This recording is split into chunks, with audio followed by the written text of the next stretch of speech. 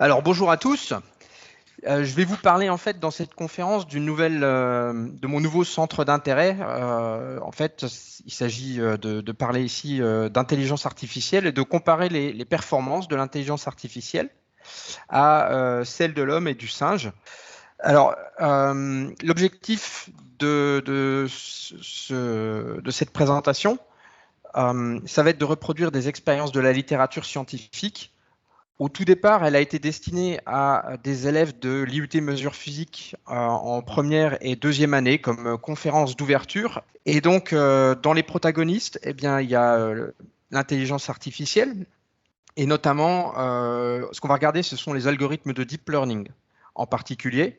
Je mets quand même un petit disclaimer à ce sujet parce que le savoir dans le domaine évolue très vite. Donc, ce que je vous montre aujourd'hui, c'est le résultat de mon expérience, mais ce n'est pas un état de l'art du domaine. Le savoir évolue très très vite. Et moi-même, je ne suis pas vraiment un expert, je suis plutôt un curieux. Si je devais comparer le deep learning à un marteau, eh bien moi, je serais le bricoleur du dimanche qui reçoit les catalogues Castorama et qui regarde avidement les nouveaux marteaux disponibles sur le marché, mais qui les utilise finalement assez peu, quoi. Utilise ces vieux marteaux qu'il a en bas dans son atelier. Ensuite, on va regarder le comportement de l'homme et ce qui va m'intéresser, c'est les résultats statistiques que l'on va obtenir via l'application WooClap. Donc certains se sont connectés. Je vais remettre la diapo de connexion un petit peu plus tard. Alors bon, comme on est dans des conditions assez particulières, vous savez que vous allez être testé et vous n'êtes pas forcément un échantillon représentatif de la population. Donc je m'attends à avoir finalement des résultats assez différents des études originales. Donc, on va quand même regarder les réponses de l'expérience originale. On va aussi regarder des réponses d'experts dans le domaine. Et je vous montrerai les réponses que j'ai eues lorsque j'ai fait la conférence à l'IUT, puisque j'ai récupéré les statistiques. En fait, on peut exporter tous les résultats de WooClap. Et enfin, on a le singe. Et le singe ici, dans ma présentation, c'est celui qui répond au hasard. Alors, on m'a beaucoup objecté que les singes étaient intelligents et d'ailleurs beaucoup d'animaux sont plutôt très intelligents. Je prends l'idée du singe qui répond au hasard juste plutôt parce qu'on aurait un problème de communication avec eux. Et pour vous illustrer ça, mettre dans la peau d'un singe, essayez de répondre à cette question-là. Probablement, les réponses que j'obtiendrai en testant cette question-là seraient très très distribuées. Vous répondriez au hasard. Ça, c'est une question qui est posée en elfique, une langue qui est utilisée dans les livres de Tolkien. Donc voilà pourquoi j'utilise le singe qui répond au hasard. Et l'idée du singe qui répond au hasard me vient de Hans Rosling, qui est un médecin statisticien qui donne beaucoup de conférences et qui a écrit beaucoup de livres.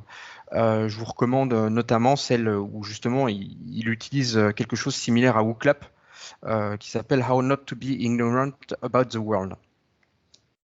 Je vais aussi vous demander de répondre intuitivement parce que il y a Daniel Kahneman qui a eu le prix Nobel d'économie en 2002. Il a écrit un livre qui s'appelle Thinking Fast and Slow où il montre que tout se passe comme si notre cerveau était divisé en deux parties. Une partie intuitive qui permet d'avoir un raisonnement rapide et une prise de décision rapide, et un système 2 qui est plutôt, lui, rationnel et lent. Et moi, ce qui m'intéresse dans cette présentation-là, c'est plutôt les réponses intuitives, parce que le système 1 est souvent celui que l'on met en œuvre en premier. Et alors là, je ne vais pas avoir beaucoup de problèmes, mais en amphi, je demandais en plus aux étudiants de répondre indépendamment, parce que dès qu'on commence à se concerter, on peut montrer que la réponse du leader, qu'elle soit bonne ou pas, est celle qui va devenir dominante, puisque les leaders vont influencer le groupe. Il y a H qui a fait une expérience comme ça, où il donnait à des participants la mission d'identifier quelle était la ligne de même longueur parmi les lignes 1, 2 et 3 par rapport à cette référence-là. Donc ici, de manière assez rapide, on arrive à identifier que c'est la 3. Et quand on teste ça sur des étudiants, puisque c'était essentiellement des étudiants qui avaient participé à l'étude, on s'aperçoit qu'on a 99% de bonnes réponses. Mais maintenant, si on met des acteurs et on teste un seul étudiant et on demande aux acteurs de donner tous la même mauvaise réponse, eh bien, on voit que sous la pression du groupe, le taux de certitude, enfin le taux de bonne réponse chute de presque un tiers. Donc ici, l'idée, c'est de répondre indépendamment. Voilà, donc connectez-vous sur WooClap puisque je vais tout de suite vous poser la première question. OK, donc on va continuer. Donc la première question, c'est je vous demande d'estimer sur une échelle de 1 à 10 votre capacité à estimer, à raisonner intuitivement. Pardon, j'essaie moi-même de répondre à la question sur mon téléphone. Et quand vous avez répondu à la question, pensez bien à valider derrière. Je vous laisse 20 petites secondes pour répondre, sauf si on arrive à 23 réponses. Dans ce cas-là, je vais arrêter avant. Ah, on est 28 connectés. 20 secondes, c'est plus intuitif. Hein. Ah, c'est trop long, 20 secondes. Bon, la prochaine fois, je reverrai mon petit chronomètre. J'en avais pas mis quand je l'avais fait à l'IUT. Voilà, donc ça, c'était la première question. Une autre question un peu pour pour commencer, disons. Une épidémie mortelle touche 600 personnes et on vous propose, on vous donne le choix entre deux traitements. Le premier traitement permet de sauver 200 personnes avec 100% de réussite. Et le deuxième traitement, on a un tiers de probabilité que 600 personnes soient sauvées, mais on a 2 tiers de probabilité qu'aucune personne ne soit sauvée. Si. Bon, bah, tant pis, pour le chronomètre, je ne l'ai pas lancé. 24, 25. Tout à l'heure, on était à 26, je crois, réponse.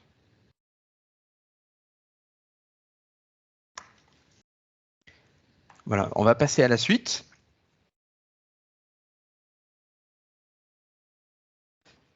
Maintenant, je vais vous poser une question un peu mathématique. On prend une feuille de papier qui fait 0,1 mm. C'est facile d'estimer l'épaisseur en partant d'une ramette de 500 feuilles et en regardant l'épaisseur de la ramette de 500 feuilles, qu'on tombe à peu près sur 0,1 mm. Cette feuille, on la coupe en deux et on superpose les deux morceaux et on obtient un empilement qui fait 0,2 mm d'épaisseur. On recommence encore une fois. On obtient quelque chose qui fait 0,4 mm d'épaisseur. Et donc la question, c'est quelle épaisseur est-ce qu'on obtient si on répète ce processus 50 fois? Donc là, je vous demande de répondre et je lance le petit chronomètre.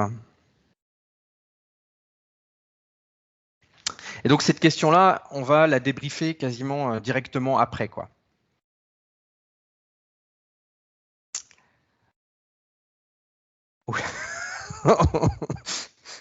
Il n'y a que 8 réponses à la fin du chrono. Je vais attendre encore un peu. Là, on est toujours à 20 réponses. Il y en a qui sont en train de faire des calculs sur une feuille de papier à côté, je suspecte. Donc, je vais m'arrêter là. On va regarder vos réponses. Alors, c'est rigolo. Donc, on a 33% qui nous dit que qu'on aurait quelque chose d'équivalent à la hauteur de la Tour Eiffel. Et 29% qui nous dit qu'on aurait encore plus. Ça, c'est les deux meilleures réponses.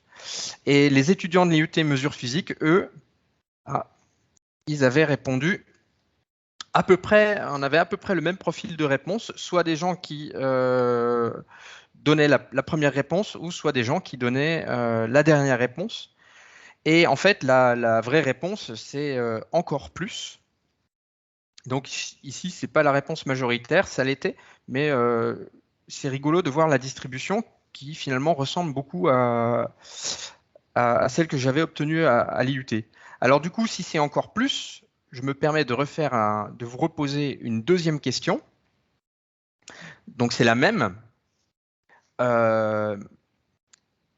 mais comme on sait que c'est plus que la distance Paris-New York, Je vous propose maintenant comme distance la distance Terre-Lune, la distance Terre-Mars, mais au moment où la Terre et Mars sont le plus proches, la distance Terre-Soleil, la distance Soleil-Jupiter ou la distance Soleil-Neptune.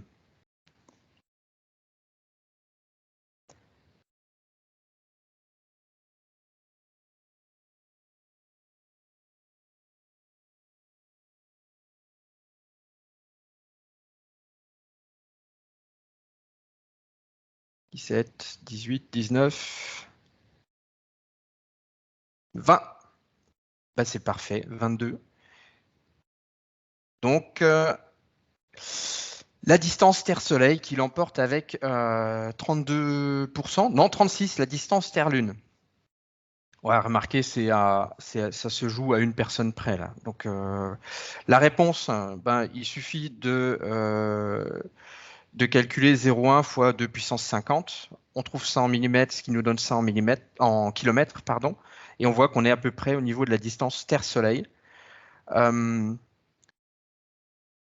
qui est rigolo, c'est ça aussi, c'est qu'on obtient quasiment la même distribution que celle que j'avais obtenue à l'IUT avec 130 personnes. Je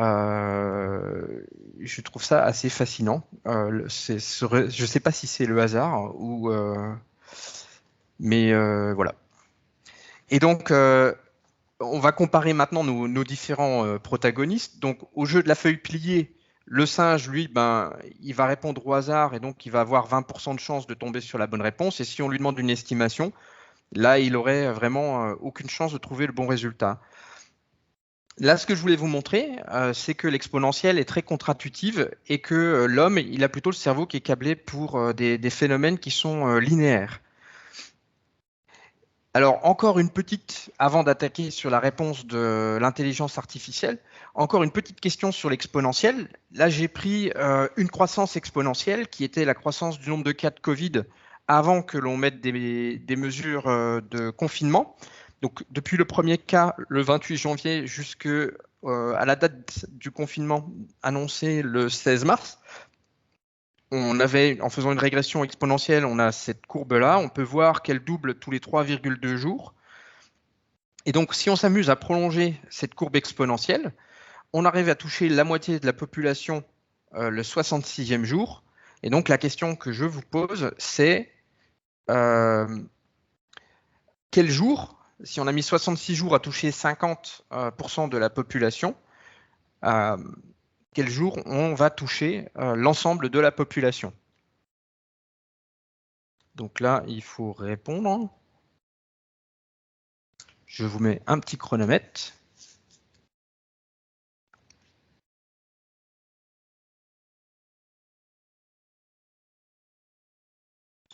Tu pourras nous faire les mêmes questions avec le réchauffement climatique, non? A priori, c'est la même courbe.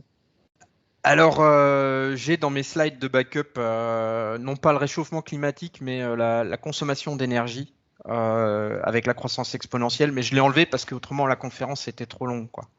Donc, on a 21 participants. Alors là, j'en profite pour vous montrer un petit peu, voilà, quand on est sous WooClap, on peut avoir les résultats sous forme individuelle.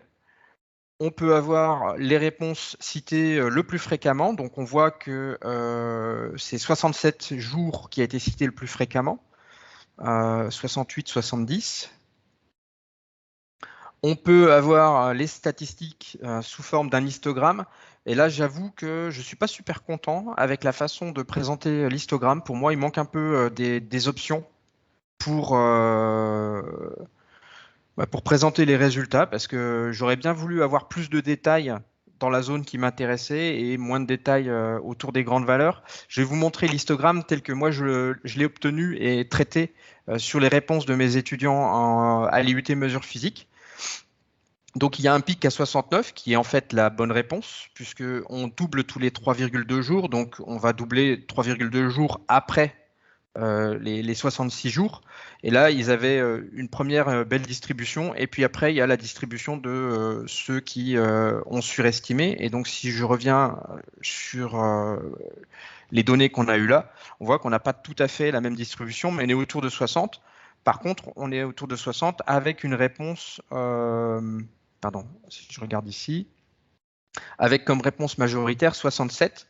Ça, c'est parce que vous avez probablement eu vent de l'énigme du nénuphar qui double chaque jour et qui occupe la moitié du Lamar en 40 jours et on demande combien de temps il lui faut pour couvrir toute la mare. Alors voilà la réponse en images.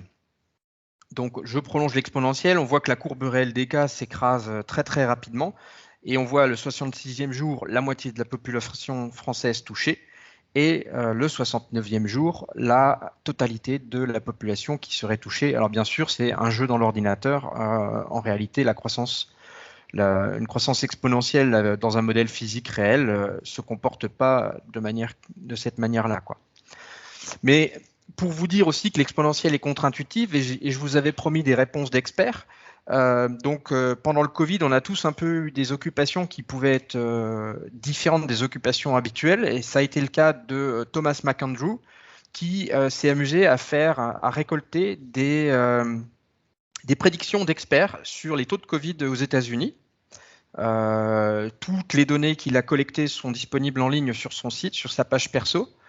Voilà la liste des experts en gras qui ont répondu. Donc on voit des gens du Los Alamos, essentiellement des universitaires et des gens du John Hopkins qui s'occupaient justement de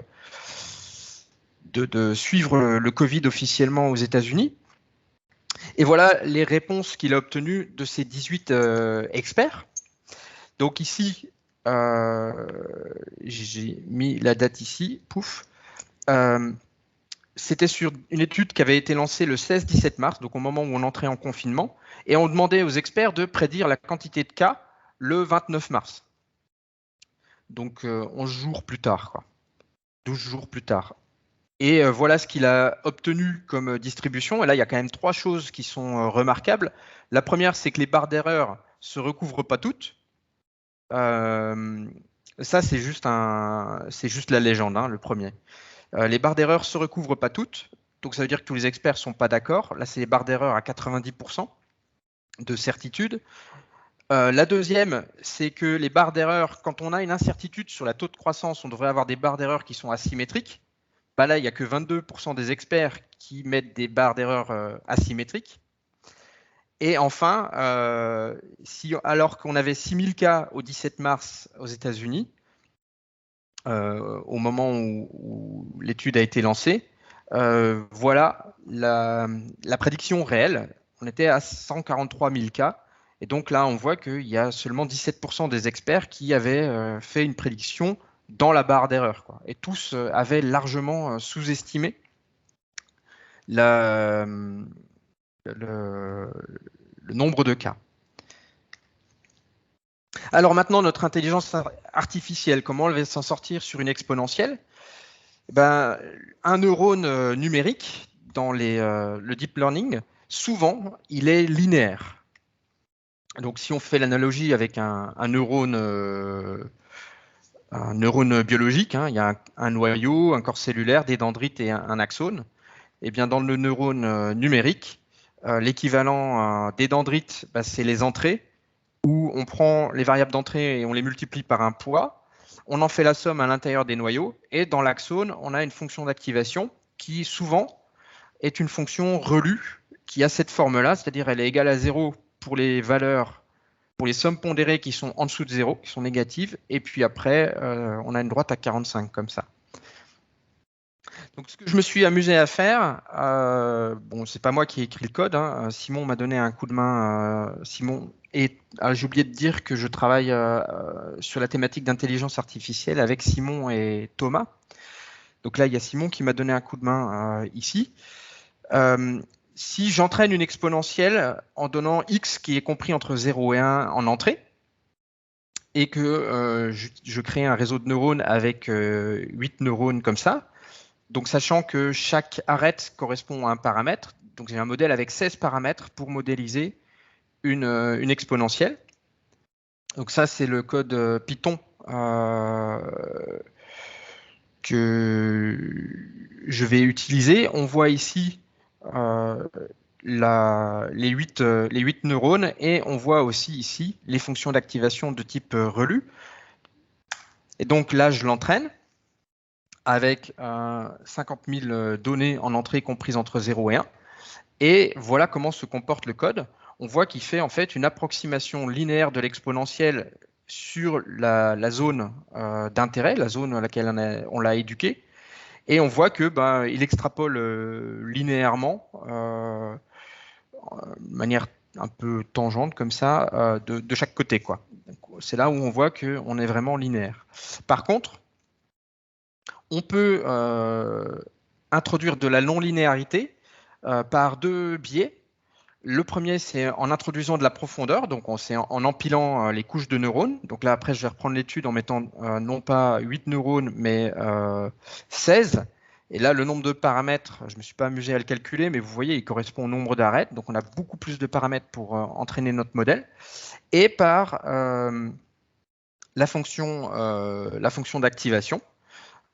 Et dans les fonctions non linéaires, qui sont dites ici modernes, là, il y a la fonction exponential élue, elle a un bon nom, donc on va utiliser cette fonction d'activation. Et on va voir comment notre réseau de neurones s'en sort sur la prédiction de l'exponentielle. Donc là, je viens de rajouter une couche et je viens de changer la fonction d'activation. Je réentraîne le réseau de neurones et on voit qu'il s'en sort globalement pas mieux. Alors on peut obtenir mieux en l'entraînant avec plus de données. Comme il y a une part de stochastique dans les entraînements de réseaux de neurones, si je le refais une deuxième fois, je vais obtenir un résultat qui pourrait être légèrement différent. Bon, on voit qu'il fit quand même mieux le début. Par contre, ce qui est constant, c'est qu'il extrapole toujours au-delà de 1 de manière complètement linéaire. Alors, il y a une autre fonction d'activation qui n'était pas dans la liste, qui s'appelle la fonction exponential. Donc, on peut se dire, bon, on va essayer de prédire une exponentielle avec une fonction d'activation exponentielle. Et on va voir ce que ça donne. Donc là, on voit qu'on sous-estime avec le modèle de tout à l'heure largement. Et maintenant, on a l'effet complètement inverse. Avec une fonction d'activation exponentielle, on surestime la fonction exponentielle. En fait, ça se comprend assez vite et assez facilement. Et là, en plus, il n'y avait pas de bruit, quoi. Une petite erreur dans les données de départ va se traduire par une grosse erreur sur la croissance de l'exponentielle. C'est ce qu'on avait vu avec les barres d'erreur tout à l'heure. Et donc, l'intelligence artificielle elle-même, elle a du mal à prédire une croissance exponentielle. Finalement, la meilleure façon, ça revient à linéariser le problème en prenant les données en log, quoi. Mais ça veut dire qu'il faut savoir a priori qu'on a affaire à une exponentielle. Alors, on va passer à une deuxième partie sur la perception des probabilités. Je vous propose ce problème. Vous avez 4 urnes qui contiennent des balles noires et vertes. Et la seule information que je vous donne, c'est le fait que vous avez plus de chances de tirer une balle verte si vous tirez dans l'urne A que si vous tirez dans l'urne B. Et pareil, si vous tirez dans l'urne C par rapport à l'urne D. Et maintenant, on fait ça. On met les urnes ensemble. Et la question, c'est quelles urnes offrent la plus grande chance de tirer une balle verte? Donc là, je vous pose la question. Voilà. Et chez moi, ça ne s'est pas mis à jour.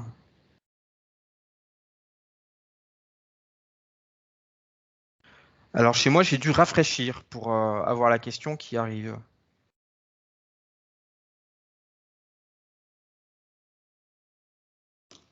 Donc, on va regarder vos réponses. Et là, vous êtes une majorité à dire qu'il faut tirer dans l'urne A plus C. Alors, si je compare aux étudiants de l'IUT, ils avaient aussi un profil de réponse à peu près identique. Mais vous sous-estimez la partie B plus D par rapport aux étudiants. Alors, est-ce qu'ils avaient senti le piège ou pas? Donc, globalement, il n'y a pas de bonne réponse à cette question-là, et probablement certains s'en doutaient. Souvent, ça va être le cas numéro 1 qui est le meilleur. Donc, ce sera plus favorable de tirer dans A plus C. Mais par contre, quand le cas se présente, eh bien, c'est quelque chose qui est contre-intuitif. Donc je vous illustre cela avec ces urnes-là. Ici, on voit bien que c'est plus facile. On a plus de chances de tirer une verte en tirant dans A que dans B. Ici, on a plus de chances de tirer une verte en tirant dans C que dans D. Et si on met toutes les urnes ensemble, on voit que finalement, il vaut mieux tirer dans B, enfin dans le rouge que dans le bleu là. Ça, c'est un phénomène qu'on rencontre parfois en statistique et qui s'appelle le paradoxe de Simpson. Et il intervient quand il y a un facteur de confusion qui joue sur l'échantillonnage et sur le résultat. Donc à la fois sur l'échantillonnage et à la fois sur le résultat. Donc par exemple, on le rencontre quand on peut comparer la réussite dans les études. Il y a un cas de figure assez connu. Sur l'étude qui a été publiée, le Texas avait des meilleurs résultats que le Wisconsin globalement. Mais si on sépare la population par origine ethnique, eh bien, on voit qu'on a les résultats contraires, c'est-à-dire que les résultats deviennent meilleurs dans le Wisconsin qu'au Texas. Et donc le facteur de confusion ici, c'est le niveau social de la population. Il y a beaucoup plus de gens défavorisés dans le Wisconsin, et souvent, ces gens défavorisés sont d'origine ethnique noire ou hispanique, on va dire. Voilà. On peut aussi le rencontrer dans le sport. On peut montrer parfois que des équipes gagnent plus souvent leurs matchs quand elles font jouer des joueurs moyens. Et là, le facteur de confusion, ça va être est-ce que les matchs sont des matchs importants ou des petits matchs? Parce que on peut voir que dans les gros matchs, on va plus souvent faire jouer les bons joueurs et les matchs seront plus durs à gagner, quoi. Et la seule façon de s'affranchir de ce paradoxe, c'est de faire des études prospectives. Alors c'est ce qu'on fait nous au laboratoire, puisque comme on a la chance de travailler sur les matériaux, on fait notre plan d'expérience avant. Mais en médecine, c'est pas toujours évident, quoi. En médecine, les gens font souvent des études observationnelles. Et donc là, il y a toujours un risque qui est présent. Et malheureusement, la seule façon d'éviter le risque de paradoxe de Simpson, c'est d'être expert dans le domaine que l'on étudie pour pouvoir anticiper les facteurs de confusion. Alors, je vous avais parlé des experts. Donc, il y a eu un beau paradoxe de Simpson sur le Covid, où on peut montrer qu'il y a plus de cas graves chez les vaccinés que chez les non vaccinés. Et il y a même eu l'expert en l'occurrence, c'est Christian Perron, qui est professeur spécialisé dans les maladies infectieuses émergentes. Ça, c'est sa biographie de Wikipédia, et qui disait qu'il fallait isoler les gens qui sont vaccinés. Donc la question que je vous pose maintenant, c'est à votre avis, quel est le facteur de confusion? Et donc là, on en profite pour voir un nouveau module de WooClap. Quel est le facteur de confusion qui permet d'expliquer les observations de Christian Perron? C'est-à-dire pourquoi il y a plus de cas graves chez les vaccinés que chez les non vaccinés? Et je vais lancer le petit chronomètre. Donc ce que j'attends comme réponse, c'est un mot. Donc quel est le facteur si on veut faire des classes parmi les vaccinés et parmi les non vaccinés? Quel est le facteur qui influence à la fois le taux de vaccination et le taux de cas graves, quoi. Bon, on va regarder vos réponses. Voilà les 17 réponses. Alors, il y a des choses qui sont... donc on voit... Est-ce que je peux l'avoir? Je peux aussi l'avoir sous forme d'une liste de résultats ou je peux l'avoir sous forme d'un nuage de mots. Et donc, sous forme de nuage de mots, on voit bien que c'est l'âge. Alors, il pourrait y avoir aussi, avec les comorbidités, un effet. Et le biais du survivant, on va justement le voir aussi parce que, effectivement, il l'a pris en compte. Donc, je reprends les chiffres israéliens sur lesquels s'appuie Christian Perron.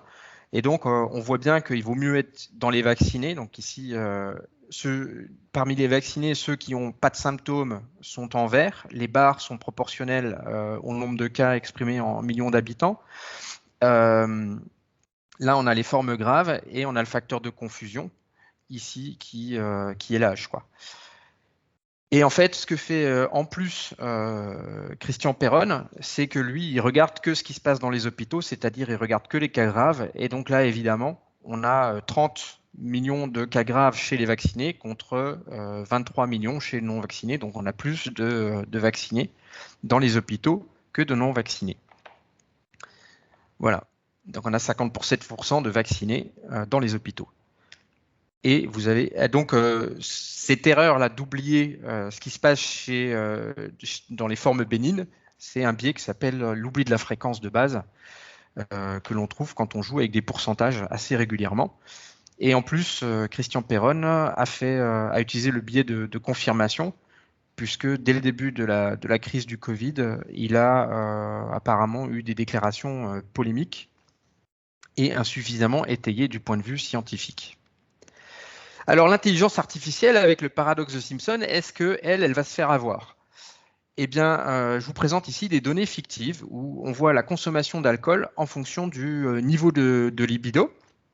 Donc on a un nuage de points qui est comme ça. Et l'intelligence artificielle, elle va faire une régression sur ces données-là.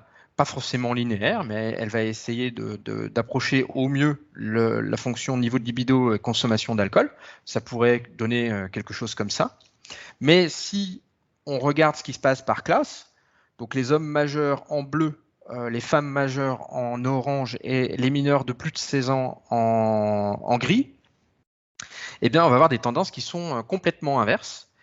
Et donc, ce que je veux dire par là, c'est si on ne donne pas ces informations-là à l'intelligence artificielle, elle va être incapable de prédire la véritable situation. Donc, elle va être aussi soumise au paradoxe de Simpson, d'où l'importance, quand on donne à manger des données à une intelligence artificielle, d'être soi-même expert du domaine. Et donc, elle ne peut expliquer les résultats que si on lui a donné les features, c'est-à-dire les données, les caractéristiques significatives. Elle est en plus influencée par la taille des groupes. Là, je n'ai pas mis d'exemple ici, mais nous, on l'a vu dans la thèse de Thomas et dans le postdoc de Simon, que si on avait des groupes qui sont complètement déséquilibrés, admettons que vous éduquiez une intelligence artificielle pour reconnaître les chats et les chiens, et vous lui donnez 49 chiens et un seul chat, et ben dans l'entraînement, il y aura intrinsèquement le fait que les chats sont des créatures rares, et que donc on les rencontre pas souvent, et donc a priori l'intelligence artificielle aura tendance à toujours prédire des chiens dans ce cas-là. Donc veillez à bien équilibrer les groupes de données. Et l'influence aussi des données, je voulais l'illustrer sur une intelligence qui a été effectivement biaisée, qui s'appelle Word2Vec, et qui a été développée par IA pour la reconnaissance sémantique du langage. Donc l'idée, c'était de transformer le langage écrit, il y a quelqu'un qui a son micro là, le langage écrit en des vecteurs qu'on peut projeter dans un espace à n dimensions, et l'intelligence artificielle cherche à réduire la dimension de cet espace au maximum. Et donc là, je vous représente ce qui pourrait se passer dans un espace de dimension 2. Donc on voit par exemple qu'on a le vecteur homme qui est représenté ici, et il est séparé de la femme par le vecteur genre. Et on voit qu'on a le vecteur homme qui est séparé du roi par le vecteur royal. Et donc, si on s'amuse à ajouter le vecteur royal à la femme ou le vecteur genre au roi, on obtient le même résultat et on obtient la reine. Donc, c'est quelque chose qui permet vraiment de comprendre le langage. Seulement, les données qui ont été utilisées, elles viennent d'Internet et elles sont biaisées. Et un exemple de biais qui a été mis en évidence dans cette IA, c'est le fait que quand on cherche à prendre le genre de docteur, on tombe sur infirmière. Et ça, vous pouvez en faire l'expérience vous-même en faisant des recherches sur Internet, dans Google Images par exemple. Moi, je m'étais amusé à le faire. Je ne sais pas si ça va fonctionner ici. Si je cherche man, job et hospital, le premier résultat que j'ai, c'est male doctor. Et si je cherche woman, job, hospital, là, j'ai nurse ou docteur qui arrive, mais il n'y a pas male docteur, il n'y a pas female docteur. Donc on n'a pas les mêmes résultats sur Internet en fonction, par exemple ici, du sexe. Voilà, donc, et en plus, les intelligences artificielles, comme ça, vont être sensibles au data poisoning, c'est-à-dire qu'il va y avoir sur Internet des attaques volontaires de gens qui vont chercher à biaiser les données dans un sens ou dans un autre. Alors, maintenant qu'on a vu par rapport à une incertitude, on va voir par rapport à un risque. Et donc, je vous propose une suite de la toute première question. Alors, je l'avais mis en première question pour que vous ayez le temps de l'oublier ici. Mais pour traiter l'épidémie mortelle, la même que tout à l'heure, qui touche aussi 600 personnes, je vous propose d'utiliser deux traitements. Le traitement C, où il y a 400 personnes qui meurent, et le traitement D, où on a un tiers de probabilité qu'aucune personne ne meure, et 2 tiers de probabilité que 600 personnes meurent. Dans ce cas-là, quel traitement allez-vous choisir ?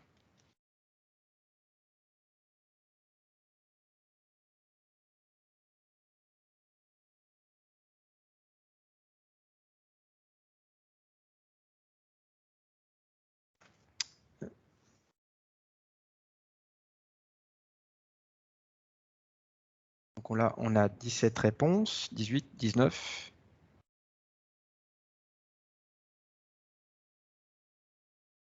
20, 21. Donc vous pouvez encore continuer à répondre un petit peu. On va débriefer le traitement face à l'épidémie. Donc je vais regarder vos réponses à la toute première question qui avait été posée en début d'étude. Ici. Donc on voit que vous avez préféré le traitement A au traitement B. Et la question que je viens de vous poser là, on regarde le résultat, et bien là c'est plutôt 50-50. Donc ça veut dire qu'il y a des gens qui ont changé d'avis, puisque en fait, si vous regardez correctement, le traitement A et le traitement C sont exactement identiques. Le traitement B et le traitement D sont aussi exactement identiques. Et donc la seule chose qui change, c'est la façon de présenter les résultats. Dans le premier résultat, on parle simplement des gens que l'on va sauver. Et dans le deuxième, on parle des gens que l'on va laisser mourir. Et en fonction de la façon de présenter les résultats, donc là vous voyez le niveau de réponse obtenu par Daniel Kahneman dans son papier là. Il avait 72% pour le traitement A lorsque l'on parle de sauver des gens et 78%. Donc on n'a pas tout à fait retrouvé les mêmes statistiques, notamment sur le deuxième, mais on a quand même quelque chose qui s'en rapproche. Et donc moi ce que j'avais eu à l'IUT, et là, ça m'avait. Donc, les traitements avaient les mêmes espérances mathématiques. Voilà ce que j'avais obtenu en données à l'IUT, donc quasiment aussi l'inverse, quoi. Donc, apparemment, chez les chercheurs, vous avez été assez attentifs et vous avez peut-être remarqué que c'était la même chose. Alors, face à ce type de problème, le singe, lui répondant au hasard, il va être très très cohérent dans ses réponses. L'homme, on voit qu'il est influencé par la formulation du problème. Et l'intelligence artificielle, elle, comme l'espérance mathématique est la même, ça va dépendre de la fonction objectif de l'intelligence artificielle. La fonction objectif, c'est la grandeur que l'intelligence artificielle va chercher à maximiser. Par exemple, on peut la soumettre à un dilemme type dilemme du tramway, où on a 5 personnes dans la voiture. Si la voiture n'a pas le temps de s'arrêter elle va percuter ici les 5 piétons qui vont mourir, ou par contre, elle a le temps de prendre la décision de percuter la barrière de sécurité, auquel cas, ce sont les 5 passagers qui vont mourir. Dans ce cas-là, qui il vaut mieux sauver, sachant que l'espérance mathématique est la même. Donc, je voulais vous montrer en termes de fonctions objectifs l'importance de définir des fonctions objectifs claires. Là, c'est 2 exemples où l'intelligence artificielle a surpris les gens qui l'avaient produit par son comportement. Donc ici, c'est un espèce d'insecte, un espèce de robot à 6 pattes, et on lui demande d'apprendre à marcher. Et donc voilà ce qui se passe quand il apprend à marcher.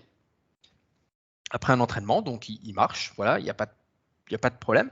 Et puis après, on change sa fonction objectif, on lui dit mais marche, mais minimise le contact avec la patte avant là. Et là, vous voyez qu'il se met à boiter, quoi. Et puis après, on lui dit ben marche, mais essaye de minimiser le contact avec tes 6 pattes. Et là, ils se sont dit peut-être que ça va boiter sur 6 pattes. Et en fait, non, là, ce que fait l'intelligence artificielle, c'est qu'elle retourne le robot et elle le fait marcher sur les coudes. Voilà. Et une autre application, c'est ici un robot qui était censé prendre la pince, donc prendre ce petit cube, donc un bras articulé avec une pince qui est censé prendre ce petit cube-là. Et ce que se sont amusés à faire les chercheurs ici, c'est à paralléliser la pince, quoi, pour pas qu'il puisse l'ouvrir. Et ils lui demandent d'attraper le cube. Donc au début, l'intelligence artificielle ne sait pas trop comment faire, elle tape dans le cube. Et puis au bout d'un moment, l'algorithme commence à converger et voilà la solution qu'elle a trouvée. Elle bloque le cube et elle l'attrape comme ça. Je mets pause ici parce que vous voyez qu'en fait la pince, enfin l'intelligence artificielle, en fait a exploité un bug dans la programmation du bras robot. Ils n'avaient pas pris en compte le contact avec la pince et cette partie-là du robot. Et donc, le robot a utilisé ce bug pour arriver à ses fins. Et quand ils ont corrigé le bug, eh ben là, elle a quand même réussi à trouver un moyen d'attraper le cube sans avoir à ouvrir la pince en prenant de l'élan. Donc ça, c'est des cas où la fonction objectif, ou plutôt l'intelligence artificielle, l'algorithme, a eu des comportements qui avaient surpris ses auteurs. Alors, je fais un petit parallèle avec l'IA, parce que comme on est entouré par l'IA, par exemple, l'algorithme de YouTube, il a comme objectif de maximiser le watch time, c'est-à-dire le temps que l'on reste captif de la plateforme YouTube. Et la conséquence non voulue de cet objectif-là, c'est que YouTube va avoir tendance à recommander des vidéos qui sont virales. Alors que on pourrait, par exemple, choisir une autre fonction objectif comme maximiser l'exposition à l'information de qualité. Suite à cette présentation, où on a comparé un peu les performances de l'IA et du singe et de l'homme, est-ce que votre capacité à raisonner intuitivement, vous mettriez le même score qu'au début de la présentation, ou votre score aura plutôt tendance à avoir baissé à cause de ma présentation, ou monté à l'issue de la présentation, où vous n'avez pas changé. Et voilà les résultats. Et donc, du coup, votre score il y a assez peu de personnes qui ont vu leur score baisser. En fait, on a les mêmes résultats. Il y a beaucoup qui n'ont pas changé de score. Et alors, c'est ça qui m'avait surpris. Moi, je m'étais attendu en mettant en évidence tous ces biais que le score baisse, mais non, en fait, une présentation comme celle-là ne permet pas de faire changer les gens d'avis aussi rapidement. Et ce que je voulais vous montrer, c'est que en fait, quand on s'auto-évalue sur sa compétence, il y a Dunning et Kruger qui ont montré que donc il a séparé les gens en 4 catégories, du moins expert au plus expert, avec les performances estimées par des experts extérieurs à l'étude. Donc voilà le niveau de référence. Et on voit que quand on est peu expert, on a tendance à surestimer ses compétences dans un domaine, alors que quand on est vraiment expert, on a tendance à plutôt faire preuve de modestie. Et c'était ça que j'espérais mettre en évidence par cette petite expérience, mais évidemment, ça fonctionne pas vraiment. On n'a pas le temps de changer. Voilà. Alors l'intelligence artificielle face à l'effet Dunning-Kruger, comment elle se comporte? C'est assez rigolo. Si on prend une intelligence artificielle et qu'on l'éduque à reconnaître des animaux sauvages, des chats et des chiens, on arrive classiquement à 99% de performance. Mais si on lui donne tout d'un coup un humain et on lui demande de dire qu'est-ce que c'est, alors comme elle ne peut choisir que entre wild animals, cats et dogs, et pour l'humain, elle va dire ça c'est un chien. Mais ce qui est le plus étonnant, c'est quand on lui demande son niveau de confiance, et bien là, elle va donner un niveau de confiance de 98%, et c'est même un niveau de confiance qui est supérieur au chien avec lequel elle a le plus de mal plus de mal à reconnaître. Ça, c'est le chien qui lui avait donné la plus mauvaise probabilité. Et on voit que là, elle est confiante à 95, alors que là, elle est confiante à 90%. Et ça, c'est quelque chose aussi qu'on a vu avec Simon et Thomas, c'est que les réseaux de neurones, du fait de la fonction softmax qui est utilisée pour la dernière couche d'activation, elles ont toujours des probabilités énormes. C'est-à-dire qu'elle a vraiment beaucoup de confiance dans ces résultats. Alors, c'est pas irrémédiable. Il y a des travaux qui commencent à émerger et qui utilisent des approches bayésiennes pour un peu modérer les niveaux de confiance dans les algorithmes de deep learning. Voilà, donc je voulais conclure là-dessus. C'est pas si facile de raisonner rationnellement. Ça, c'est la liste des biais qu'on vient de voir, mais je vais passer parce que j'en ai déjà parlé pendant toute la présentation. Pour l'intelligence artificielle, elle va être soumise à deux biais principaux. Les données d'entrée qui peuvent être biaisées si elles viennent de sources non fiables, et l'objectif, la fonction objectif qui va pouvoir être mal définie. Et quand on a les deux à la fois, eh ben, on obtient ce qui s'est passé avec Tay. Tay, c'est une intelligence artificielle qui a été lancée par Microsoft sur Twitter dans le but d'imiter le comportement d'un adolescent et d'interagir avec les autres personnes de Twitter. Et très vite, elle a été attaquée par des trolls. Et ce qui s'est passé, c'est qu'elle est devenue raciste en quelques heures et qu'elle a été retirée du coup de Twitter en quelques heures. Voilà, et la conclusion aussi que je mets dans ma présentation pour les étudiants de l'IUT, c'est que c'est bien de s'intéresser à l'intelligence artificielle. Il y a beaucoup de ressources en ligne et surtout, elle est déjà omniprésente. Et on n'a pas souvent, enfin, on n'a pas conscience de l'omniprésence de l'intelligence artificielle, mais par exemple, aux États-Unis, ce sont des algorithmes de machine learning qui permettent de prédire le taux de récidive des gens. Ça s'appelle Compass et il y a des études aussi sur ces outils qui ont montré qu'ils étaient assez biaisés en défaveur des personnes de couleur. Et BlackRock utilise aussi de l'intelligence artificielle là pour prédire les évolutions des marchés. Et c'est le plus gros algorithme de gestion financière qui est présent, quoi. Beaucoup plus efficace que les traders. Voilà, je vais terminer là-dessus et je peux répondre à vos questions. Ouais, merci Lionel. Franchement, super intéressant quoi, comme exposé.